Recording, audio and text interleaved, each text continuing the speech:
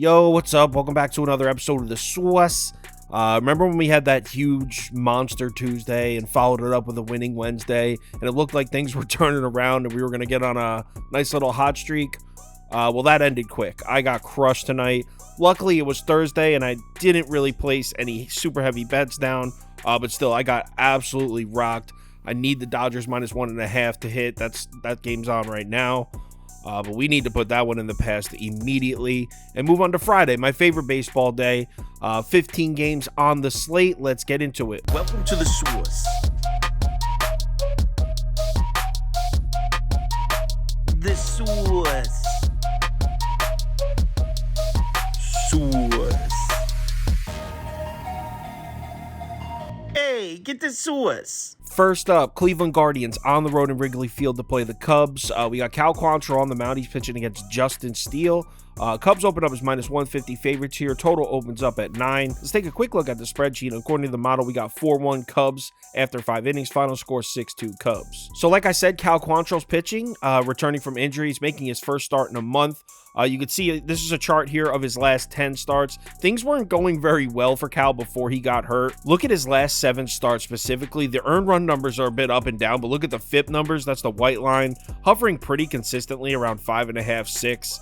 I think we should be handicapping Cal Quantrill at about a 6 runs per 9 inning rate, which really isn't great. And I don't particularly love the spot for Cal here on the road in Wrigley Field against a Cubs lineup that's really woken up against right-handed pitching. In the last 14 days, the Cubs are 6th in OPS, 12th in WRC plus against righties. Look at the last 7 righty starters to pitch against the Cubs. Now, this graphic doesn't include Taijuan Walker. That game just ended earlier tonight. But the Cubs are hitting everybody here. Aaron Nola, 5 innings, 4 runs. Adam Wainwright, 3 innings, 7 runs. Oviedo, 6 innings, 2 runs. That one's actually okay. Beto, 6 innings, 3 runs. Creamer, 5 innings, 3 runs. Gibson, 6 innings, 3 runs. Oviedo, again, 4 1/3 innings, 4 runs. Really, no righty starters are getting the job done against the Cubs right now. And I know Taijuan Walker just pitched a good game, but I watched the entire game. There was so many hard hit balls, guys left on base. Taijuan Walker wasn't nearly as good in that game as his numbers would indicate. On the other side, we've got Justin Steele pitching, and this man has basically picked up exactly where he left off before he got injured. You can see on this chart here, comparing his last 2 starts after he got hurt to his first 12 starts before he got hurt. These numbers are basically identical across the board. That being said, pitching against this Cleveland lineup right now is no easy task. Here are the Guardians numbers against lefties in the last 14 days. 10th in OPS, 9th in WRC plus. These aren't the Cleveland Guardian bats of May. This Cleveland lineup is dangerous right now. But hold up a second. I know those numbers against lefty bats for Cleveland look pretty good, but specifically look at the last 4 lefty starters to pitch against the Guardians. Sure, they hit up Austin Cox in Kansas City. I think that was on Wednesday, but Wade Miley blanked them. JP Sears threw a great game against them, and even Tommy Henry had a great start against them. So even though the Cleveland Guardians have good numbers on paper against lefties, they haven't really been getting to lefty starters with the exception of Austin Cox, and who the hell is that? Really doesn't give me a ton of hope backing him here against Justin Steele, who's at home where he was dominant to start the season. Justin Steele might be better than any lefty on this list. So I think Justin Steele pitches a good game. I think the Cubs bats get to Quantrill, so I like the Cubs. Problem is I hate the price. So I think what I'm going to do here is I might go Cubs in the first 5. That line's not open yet. That's probably where I'm going to end up looking. I'll let you know on the live show at 4 p.m. what I end up doing next game. Padres at Reds. Seth Lugo pitching against Graham Ashcraft. Padres open up as -140 favorites here. Total opens up at 12. Let's take a quick look at the spreadsheet. According to the model, we're looking at 6-3 Padres after 5 innings. Final score 8-6 Padres. So like I said, Seth Lugo's on the mound, and let's start by pulling up his home away splits here. At first glance, it may look like Lugo's been significantly better on the road. I mean, a 3.21 ERA jumps up to a 4.94 back at home. But look at the other numbers. Home run numbers about the same, FIP about the same. And then you add on the fact that Lugo just returned from injury himself after missing a month. I think we could just throw these splits out, to be honest. Seth's going to have his hands full in this one against this Reds lineup. In case you've been living under a rock, the Reds lineup is scorching hot. In the last 14 days, the Reds are 3rd in OPS, 3rd in WRC plus, one of the hottest lineups in baseball, and it has been for nearly 3 weeks now. Here are the last 4 righty starters to pitch against the Reds, and you can see Tyler Wells actually did pitch a decent game in Baltimore, but the Reds followed that up by absolutely smashing Kyle Gibson. With the exception of Tyler Wells, Cincinnati has basically rocked every single righty they've seen for about 3.5 straight weeks. Really don't have a ton of hope for Seth Lugo in this spot. But there's one absolutely terrifying aspect of this game for the Cincinnati Reds, and its name is Graham Ashcraft. In case you're unfamiliar with this man, picture the worst thing you've ever seen and then don't change anything. In his last 8 starts, he's got a 12.82 ERA, a 2.18 whip, 7.63 FIP. Truly terrible. The Reds are 0-3 in Graham Ashcraft's last 3 starts. I know everyone's down on the Padres right now, and I get it. Hard not to be. Padres have lost 5 straight, including a 3-game sweep at the hands of the Pirates. I know the Padres also haven't been really hitting right-handed pitching recently. You can see from these numbers here, 19th in OPS, 16th in WRC+. But straight up, there is no way I can bet on Graham Ashcraft. No way, no how.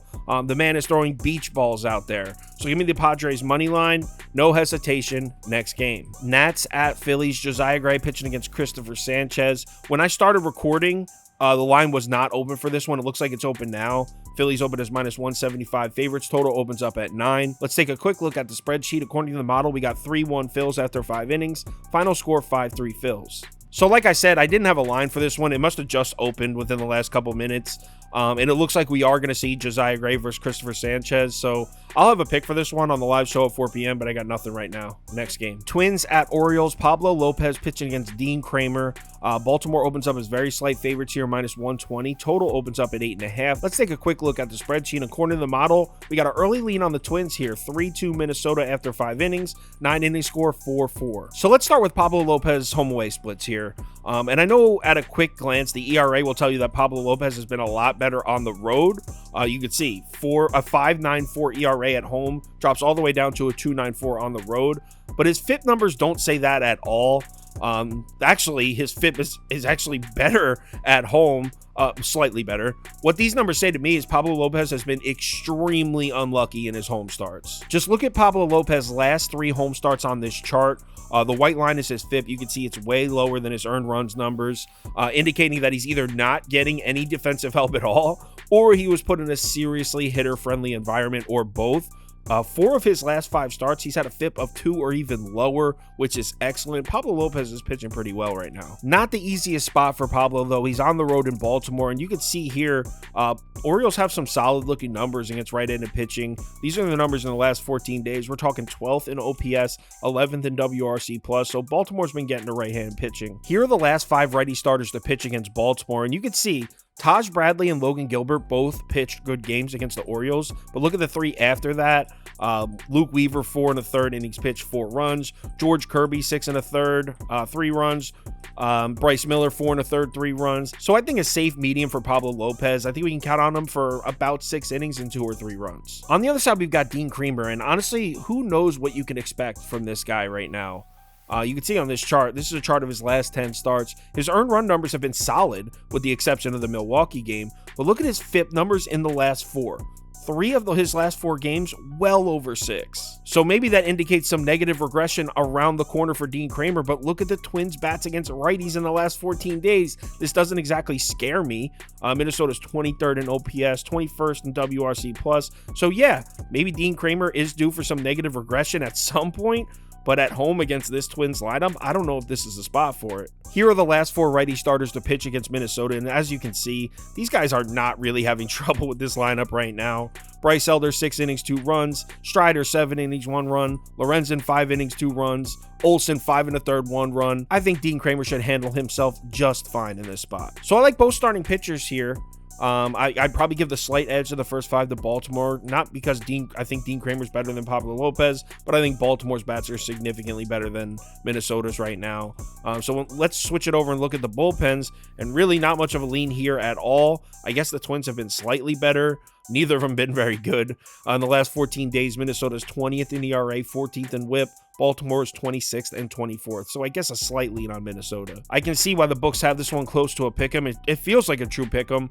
I'm leaning Baltimore, but I'm really curious to see what the line does, so I'll say Orioles money line for now.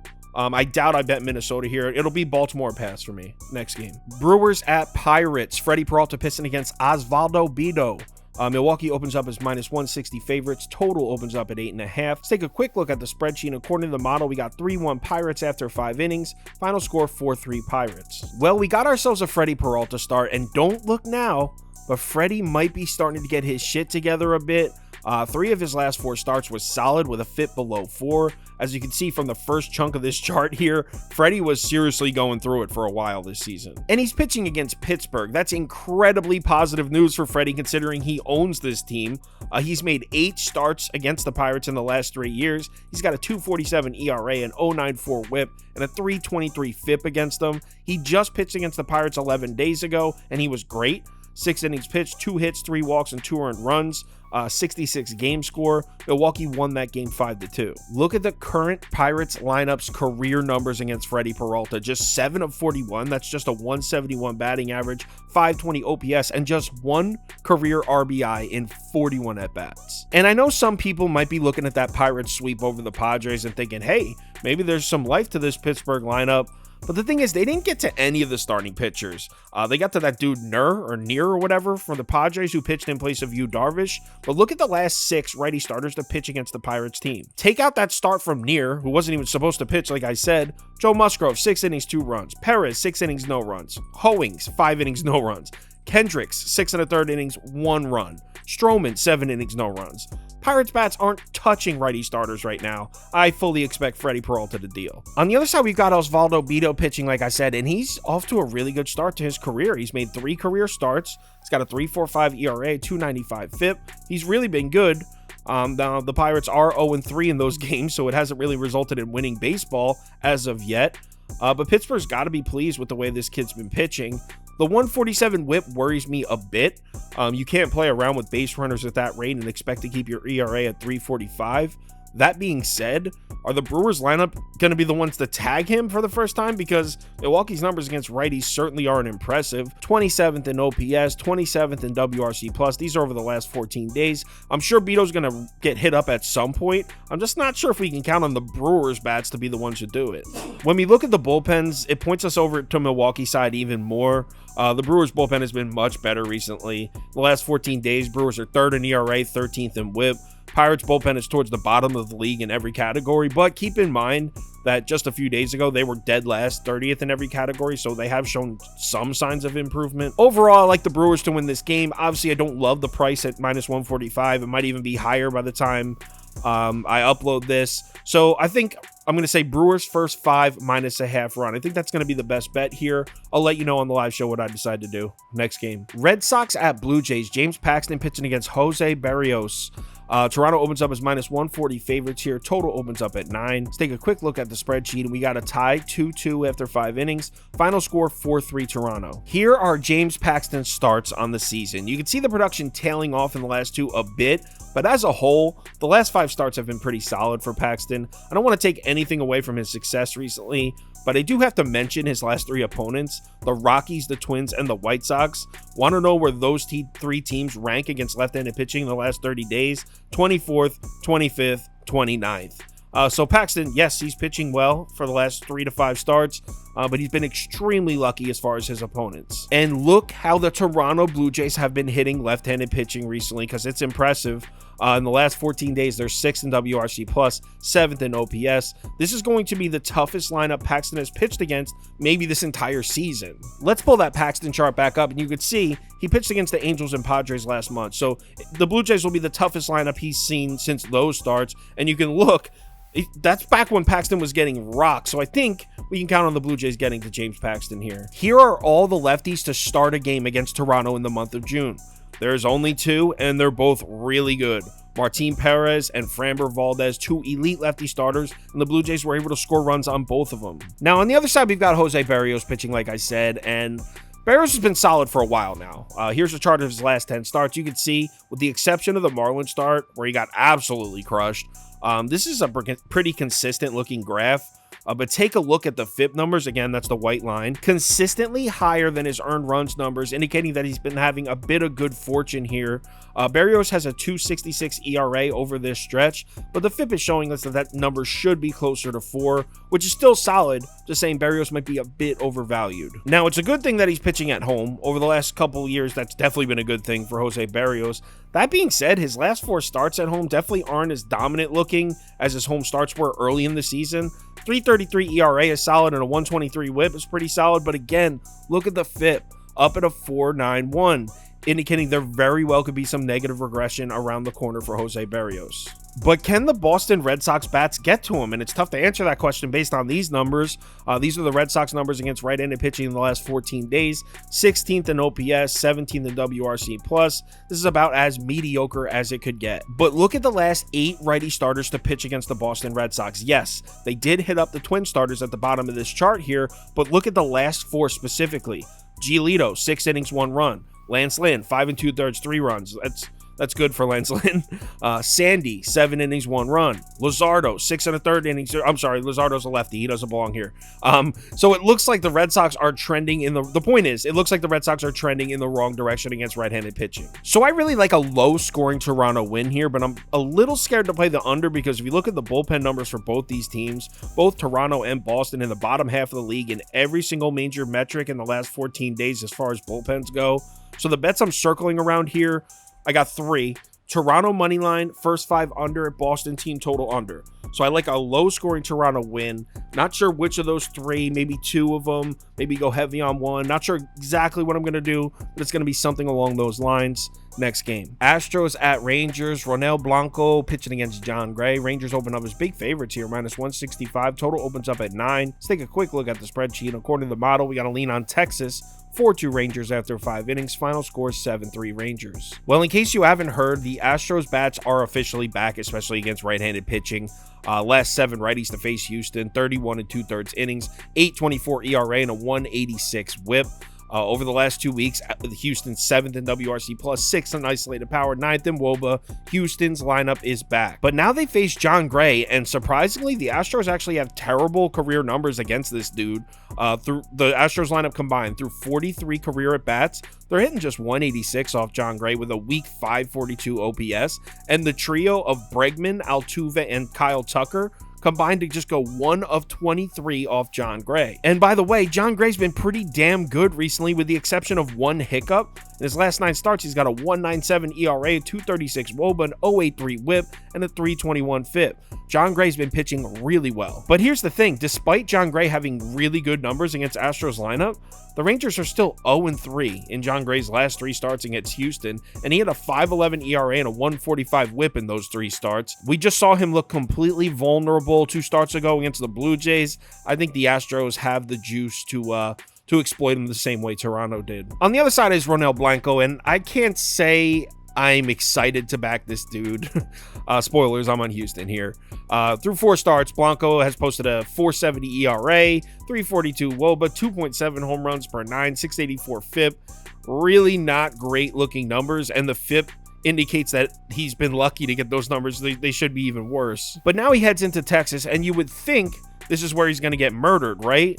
Well, as poor as he's pitched, he's allowed 3 or less runs in 3 of his 4 starts. And they were against the Angels, the Reds, the Blue Jays, and the Dodgers. He hasn't had the best luck when it comes to opponents to start his young career. And again, you would think the Texas Rangers offense fits right in with those other teams as far as competition goes. But the difference is the Rangers bats seem to be losing their lust a bit. The last 5 righty starters to face Texas, 23 1/3 innings pitched, just 2.31 ERA and a 150 whip. If you're a baseball numbers guy, you might be thinking 150 whip and a 2.31 ERA. How does that add up? Well, the thing is, Texas has been getting guys on base. They just can't get them in. Check this out. So on the season, the Rangers lead Major League Baseball with batting .298 with runners in scoring position. But if you isolate it to the last 14 days, they're down to 22nd, hitting just .221 with runners in scoring position. And yeah, on paper, Texas probably does have the bullpen edge.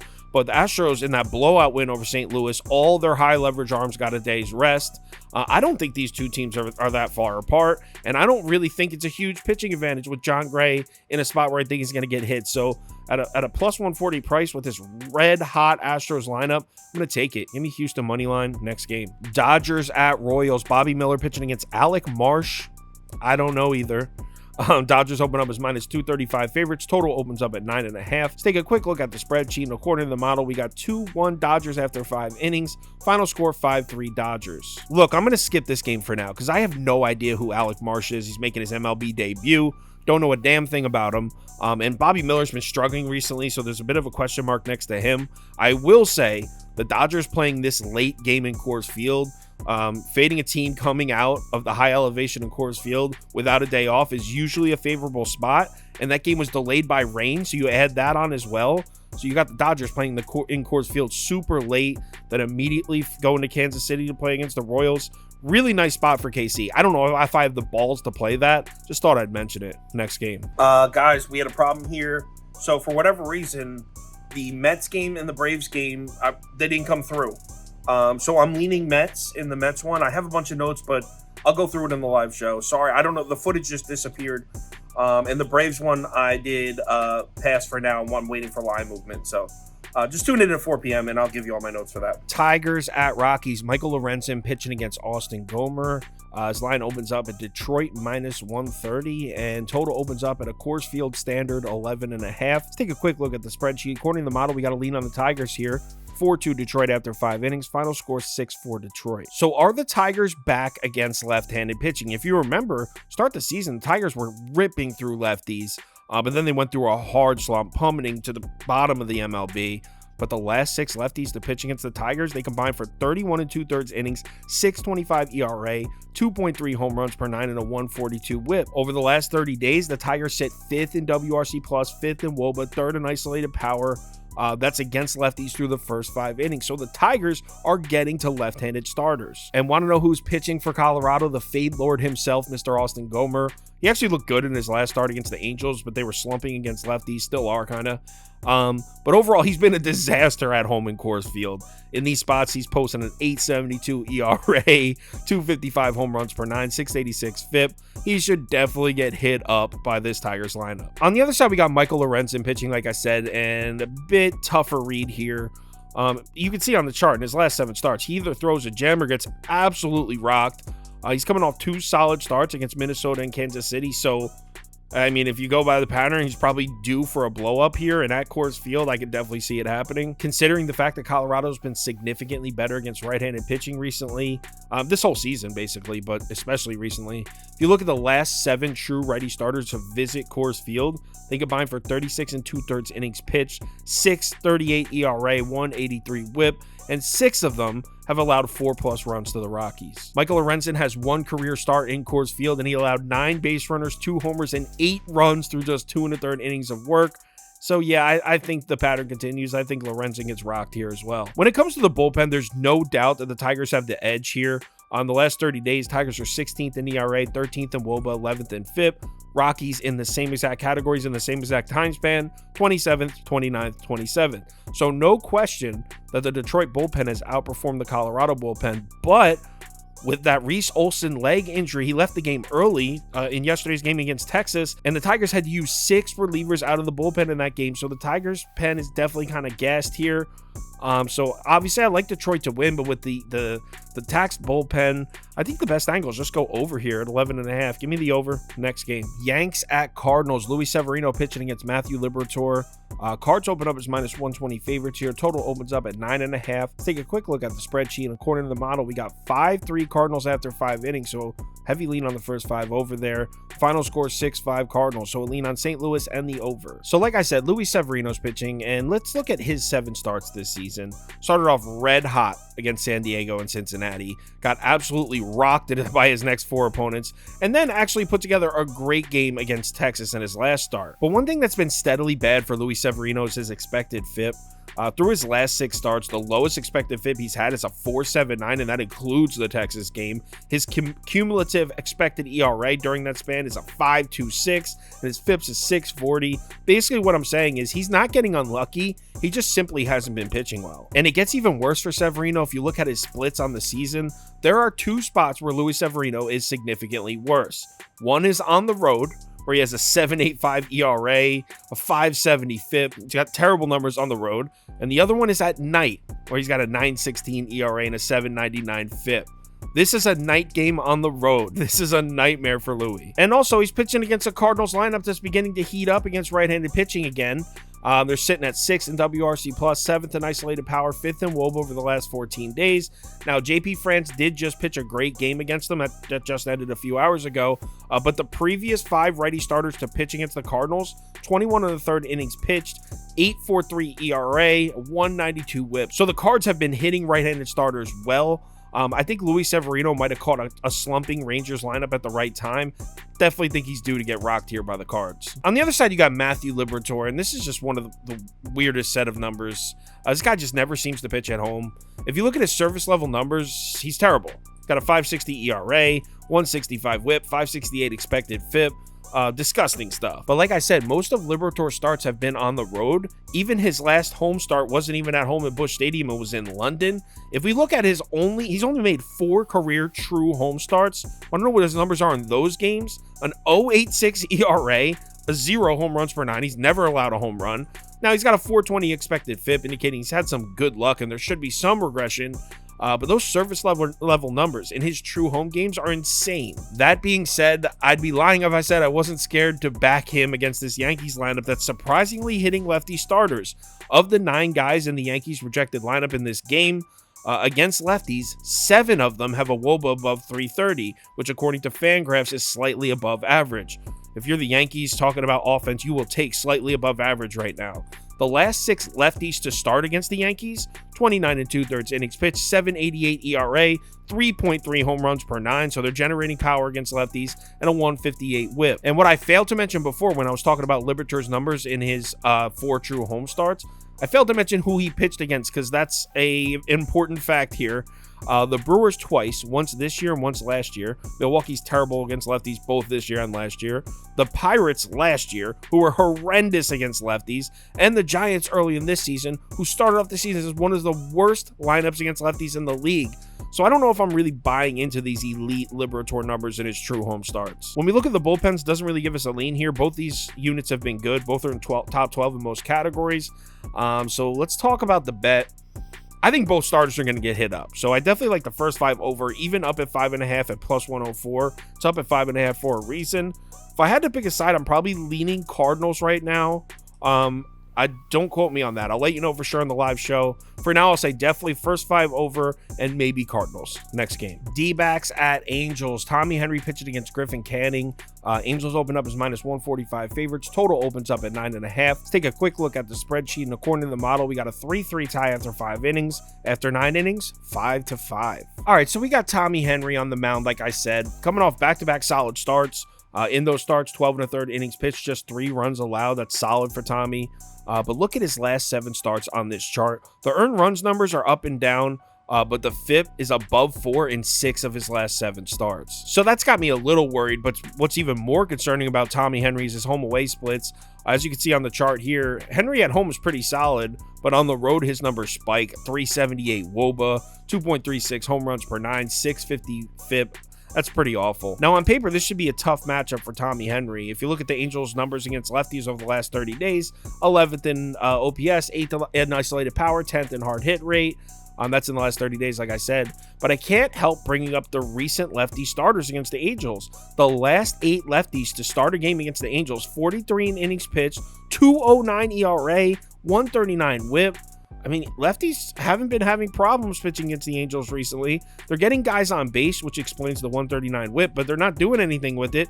Makes it kind of tough to get a read on Tommy Henry here. But one man I do believe in, Griffin Canning. He looks like a new man over his last 6 starts.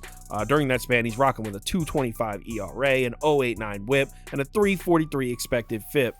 And what makes it even more impressive is he's been dominating left-handed bats, and that's huge in this matchup against Arizona because they regularly start 5 lefties in their lineup.